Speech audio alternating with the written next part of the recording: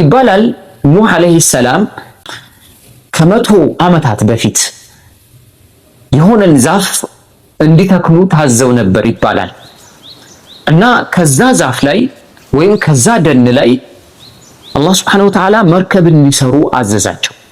ኑህ አለይሂ ሰላም ጠየቁ፣ ጌታዬ ሆይ እኔ መርከብ የመስራት ሙያ የለኝም፣ እንዴት አድርጌ ነው መርከብ ልሰራ የምችለው ብለው ጠየቁ አላህ Subhanahu Wa Ta'ala። አላህ ያ ኑህ አለው፣ አንተ ኑህ ሆይ እያንዳንዱን አሰራር እያንዳንዱን ሂደት አሳያለሁ።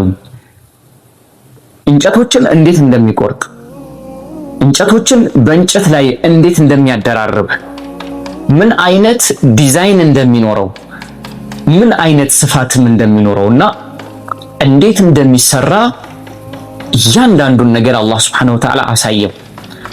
ሐታ እንጨቶችን በእንጨት ላይ ሲያያይዝ እንጨቶች እርስ በርሳቸው እንዲያያዙ ዘንድ ሚስማርን እንዴት መጠቀም እንዳለበት ሁሉ በጅብሪል አማካኝነት ኑህ አለይሂ ሰላምን አሳየው አላህ Subhanahu Wa Ta'ala። ይህንን መርከብ መስራት ጀመረ።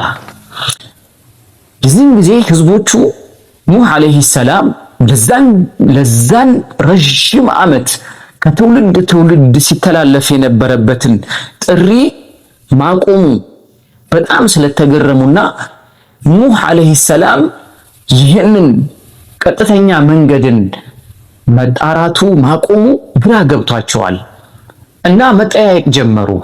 የት ጠፋ እየተባባሉ መጠያየቅ ጀመሩ።